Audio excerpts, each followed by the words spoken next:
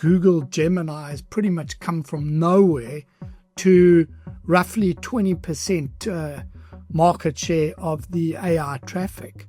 And that market share has really come all from OpenAI's ChatGPT.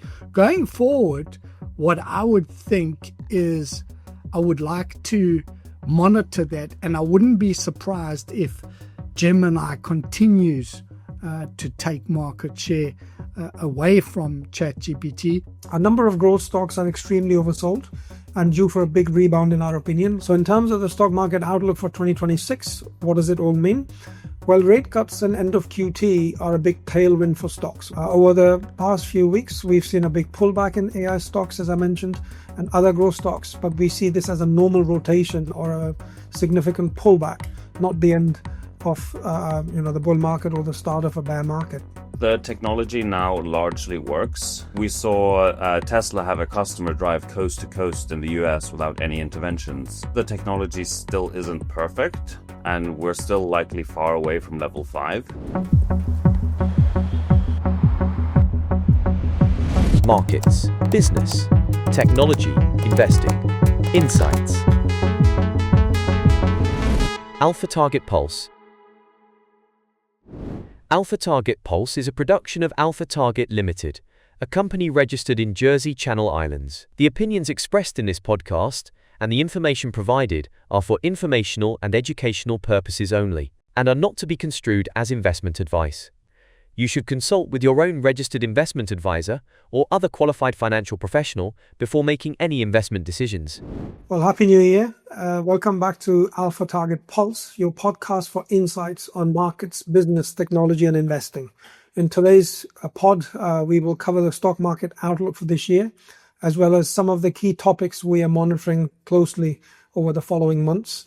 So let's kick off with the stock market. Last year was very volatile as the stock market plunged in spring after President Trump announced the tariffs.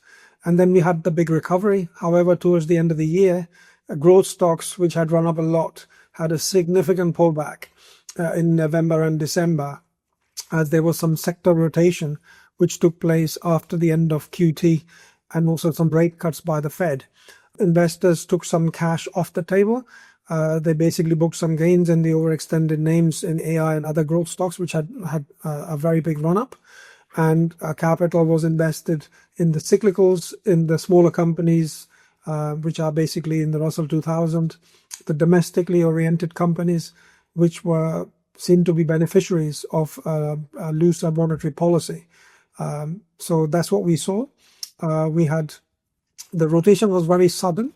But these periods do occur periodically, especially in the growth land, and quality growth stocks historically have always rebounded and gone on to make new highs. So we don't expect anything different this time around. And in fact, we have seen the start of the recovery already. The first trading session and the second trading session of this year, we saw some big rallies in some of these beaten down growth stocks. And we also feel that, this short covering, which also was responsible for this big sell-off towards the end of last year, the shorts will need to cover their positions. So we are likely to see a sustainable rally over the next few months. So in terms of the stock market outlook for 2026, what does it all mean? Well, rate cuts and end of QT are a big tailwind for stocks. We've been saying that for the past few months, especially for the long duration growth stocks, which historically have benefited disproportionately to looser monetary conditions and changes in the discount rate. Over the past few weeks, we've seen a big pullback in AI stocks, as I mentioned, and other growth stocks, but we see this as a normal rotation or a significant pullback, not the end of the bull market or the start of a bear market. A number of growth stocks are extremely oversold and due for a big rebound in our opinion, which is likely to materialize over the following months. Following the first rate cut, after a 6-month pause, the S&P has historically rallied around 15% over the following year. So the outlook looks favorable for the following 6 to 9 months at least. In the high growth space, multiples have compressed quite a bit, and the weekly charts are now very oversold. Therefore, we think stocks, especially AI related and other growth stocks in software, e-commerce and so forth, which were down quite a lot in November and December, are likely to deliver strong gains over the next few months. In terms of risks that we are monitoring, the economy is holding up fine for now, but we need to monitor the jobs data pretty closely. And also another risk that we are monitoring is the pickup in inflation, which may become a problem in the second half of this year, especially if the Fed cuts rates maybe one or two more times, and if we have a strong jobs market and a recovery. We have seen the start of QE Lite already. The Fed's balance sheet is no longer contracting. It is actually increasing marginally because the Fed is now buying T-bills. And some say that if the economy does weaken significantly, then the Fed may start QE again. But, that's not been announced yet. So let's not jump the gun. We know for now that monetary policy is pretty neutral, if not a slightly favorable. And historically, that's been good for risk assets. So overall, we think that the next 6 to 8, 9 months are likely to be good for equities. We may get periodic pullbacks, which normally happen, but we think the trend is likely to remain up. Now, with this out of the way, let's bring in our analysts for our regular discussion. Anirban, Mr. Bleeding Edge, PhD in computer science and former director of research and portfolio manager at the Motley Fool Australia, is not here today due to his travel schedule, but the rest of the team is here. Irnest, our numbers man, CFA charter holder, top ranks analyst in South Africa and former analyst at SocGen, Society Generale, is here. Next up is Damia, our data queen, former analyst who previously worked at Citibank and investment banks. And finally, Oyvind, our big picture guy who previously worked at Peel Hunt, Berenberg and Asio Family Office. So guys, how was your holiday season and how are you guys all doing? Good. Yeah, doing good. Thank you. Had fun. All good. Right, let's start off with Oyvind first. Previously, we've discussed a few big themes, Oyvind, that will be important in 2026. If we start off with self-driving, autonomous driving, what's the key thing investors should be watching in your opinion? Yeah, so for self-driving, the technology now largely works. Several players like Waymo have level 4 capabilities and are operating commercial robotaxi fleets successfully. Additionally, we saw Tesla have a customer drive coast to coast in the US without any interventions. So although the technology still isn't perfect, and we're still likely far away from level 5, it's good enough for commercial deployment. So the real question for 2026, I feel, is the ability to scale. Like today's fleet sizes for robotaxis are at max only a few thousand units, which is tiny compared to the amount of cars globally, which is over 1 billion. So I think the focus will start to shift from whether autonomy works to who can actually deploy full self-driving at scale, particularly for robotaxis in 2026. Next, I'm going to come to you, Damia. Would you like to add anything to this particular question? Sure. So I'll be watching out for partnership announcements among the autonomous driving players. So every car brand will start deploying their own version of AV offerings. So partnering with AV software and or physical AV parts players. So for example, NVIDIA collaborated with Mercedes for NVIDIA Drive AV software in an all-new Mercedes-Benz CLA. So we may see a lot more similar rollouts for AV offerings in 2026. More partnerships or collaborations means more sales for the AV solution providers. So similarly, I will watch out for any geographic expansions as well, especially in large urban cities. Oyvind, I'm going to come back to you again. So if we move on to humanoid robots, how is that different? What should we look out for there? There's a lot going on in that space. Every few weeks there is an announcement or an acquisition of some sort. A lot of companies, a lot of private companies involved in the sector. What are you watching here? Relative to full self-driving, humanoids are much earlier in the curve. In 2026, it's less about scale and more about proving that they can be useful. The key question is whether these robots can achieve some degree of general intelligence and be capable enough to do real tasks outside of controlled demos. So during the year, there'll be several important events that will help us kind of gauge how close we are. This includes Tesla unveiling Optimus 3, which is expected in the first half of the year, and also 1X, who will start shipping humanoid robots for the home, which will be quite interesting, as I suspect there'll be a lot of, probably like tons of fun YouTube clips on this experiment. So that should be interesting.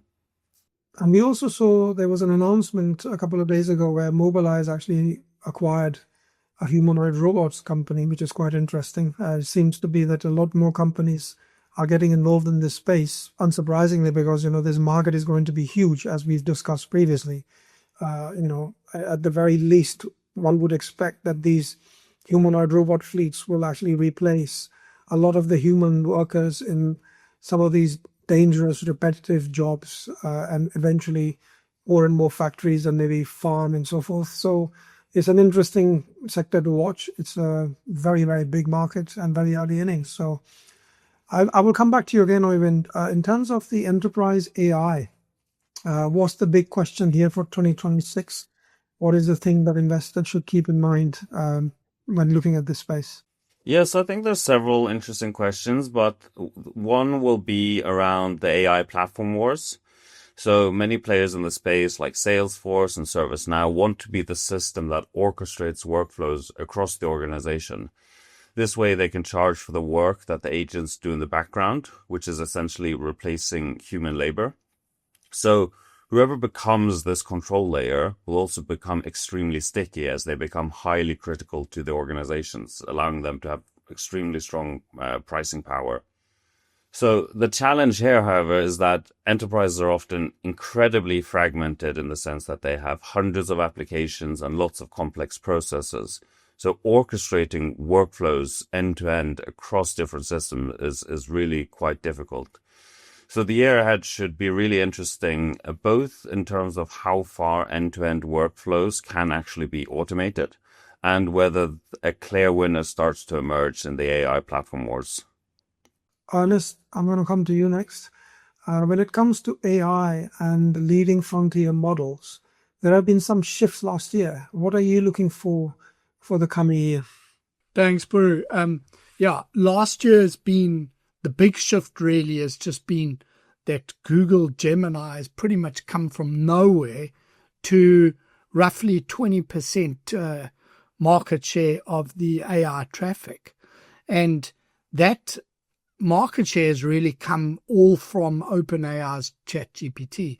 Going forward, what I would think is I would like to monitor that, and I wouldn't be surprised if Gemini continues to take market share away from ChatGPT. And the main reason is just the massive distribution that Google has, plus the extraordinary AI skills it has too. So we also got to keep an eye on a couple of the other players, Anthropic's Claude, xAI's Grok. And I think for me, it'll be interesting to see in the year ahead whether the models get more differentiated or become more similar and in a way get more commoditized. Yeah, it is interesting how basically Gemini has actually come forward, and the market share for OpenAI has been shrinking from about 80-85% down to around just 65% or so. And the vast majority of this share has been captured by Gemini, which is quite interesting. With regard to the hyperscalers, they've been spending large amounts of cash on CapEx. We've discussed this previously, that the majority of this are actually coming from the existing free cash flow from the legacy businesses. What are you expecting for 2026 and what are you looking out for? It's a very important one that I'm watching the year ahead. And as we've seen, just the backdrop is that the hyperscalers have really ramped up their CapEx hugely. So what I want to see in the year ahead is whether they continue with that aggressiveness or we start to see some hints of a slowdown. Now, what's important is that they are watching the demand on their side very carefully and they're planning for it. So their CapEx signals are, in a sense, headlights into the future of demand. But they don't want to be left behind. And at the moment, it's becoming increasingly difficult to build data centers with a lot of bottlenecks. So I get the sense that they're just building whatever they can. At some point, it's going to slow. I just don't know if we're going to see that slowdown start this year or perhaps in the future. And then the other thing I'm watching for with them related to that is there any sign of additional revenue streams that get bolted on top of all this CapEx? And what's it going to do to their returns on capital? And then the final one, which I think is important because there's always murmurs about it, it's the depreciation and whether or not these useful lives are just too long. So keeping an eye closely on all of those factors, and it'll be interesting to see if the year brings us any closer clues as to what's going on. Damia, would you like to add anything to this? So I was reading the JP Morgan Wealth Management 2026 Outlook report. So according to them, AI investment is now around 1% of GDP. So in past waves of major technological breakthroughs such as electricity, railroads, and communications, investments peak at around 2 to 5% of GDP. While the AI investment boom has been massive, the historical precedent suggests that it could still double from here. The report also noted that both the railroad and internet booms were marked by massive excess capacity, far more than what consumer demand or business economics could justify at the time. So today, the AI narrative clearly has the kind of hype and heavy investment you would expect from a paradigm shift. However, unlike these past cycles, we have yet to see clear signs of excess capacity. So there's still room for growth in the sector. On top of that, data center vacancy rates are at a record low of 1.6%. And 3/4 of data center capacity under construction are pre-leased. Across the computing, power, and data center value chain, key components remain in short supply compared to their demand. I'll be monitoring this if there are signs of data centers excess capacity or decreasing demand for AI key components within their value chain. Interesting. Irnest, I'm going to come back to you again. How do you see AI impacting the established software companies? Do you think they will be positively or negatively impacted? Well, that's an extremely good question, and it's a difficult one to answer exactly at this point. Puru, on the one hand, you could argue that AI potentially changes everything in the way software works. So there could be a major overhaul. But on the other hand, and sort of developing on what Oyvind said earlier, there is a huge amount of software embedded in the world's enterprises with so many established business processes intertwined all over it. So it's going to likely take a lot longer for things to change dramatically. For me, the question I'm grappling with is, where does AI get embedded in the traditional 3-layer model? If you think of it, you've got your data layer at the bottom, your business logic in the middle, and then your front end. Is it at all 3 layers? Or is it just going to augment certain things first before any kind of full-scale replacement?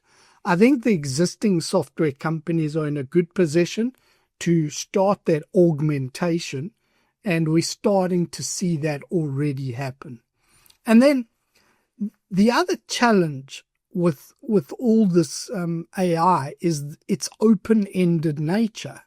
To an extent, you kind of need the software to guide the user and to give the user a nudge as to what to do. And if you give the person or the user too much of an open canvas, it's also not a good thing. So there needs to be a balance on that. And then I think where we're going with all of this is, do the software companies have to give up a little bit of their high 80% gross margins and use that for AI compute and in turn capture a share of a really big AI-enabled software market going forward? Or do they resist that and risk falling behind? So there's a lot happening, and I think it's still early days. So we need to watch this carefully. Hopefully the year ahead's going to give us more clues onto those issues. Well, I think, the infrastructure software companies, I think, are less vulnerable to AI than the application layer companies. The application layer companies are more susceptible or vulnerable to what's happening with AI and basically AI disrupting their businesses.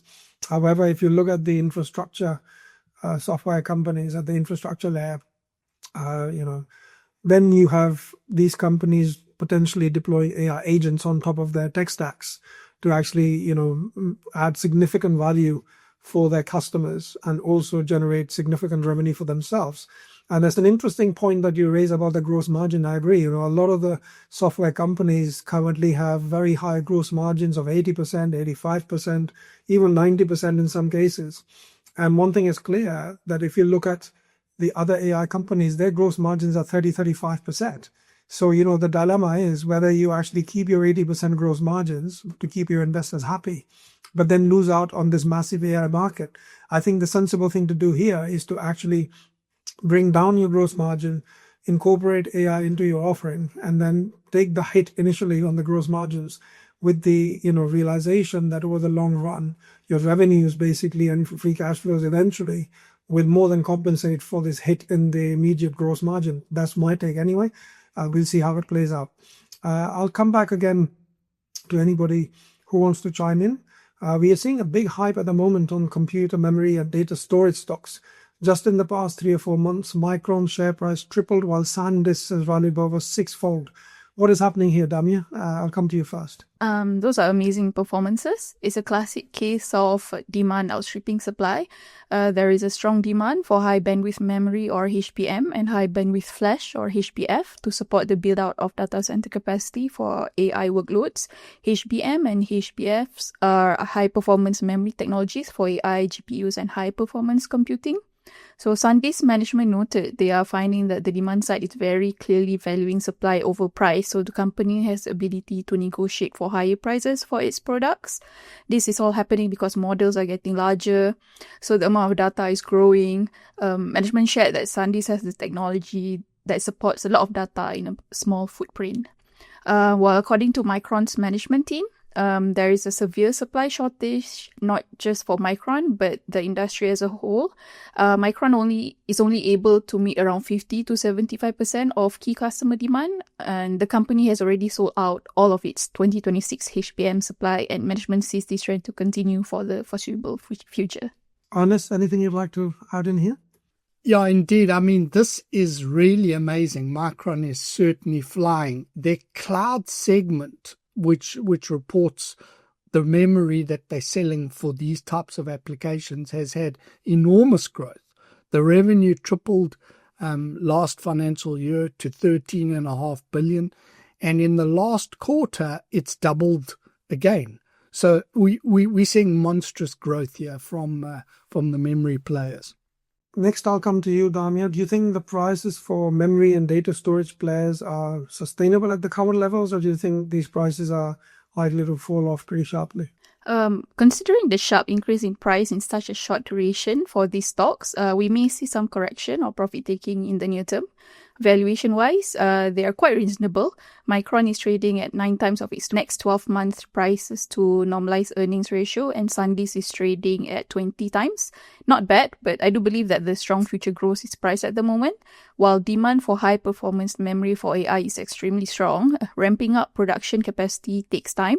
As a result, we could see share price volatility when investor expectations run ahead of reality, especially if companies can't deliver revenue or earnings growth on the expected timeline, because supply remains to be constrained. But in general, demand for AI workloads is still very high, and I believe the medium-term trend is still up for AI-related stocks. Irnest, anything you'd like to add? Yeah, just on this whole memory and even it applies to the semiconductors. I mean, these sectors that are hardware focused have traditionally been very cyclical. And so what that means is there are periods for a year or two where the revenues accelerate hugely, and then there are periods where it comes down. So what we're seeing now with Micron is a big upswing. And I think the question is whether this AI build-out effectively makes the cyclicality take a backseat in favor of maybe a longer uptrend with this whole AI build-out.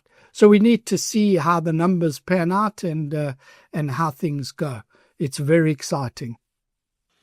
Well, it's interesting stuff. We're at the start of the year. We are watching a lot of key themes, areas look interesting.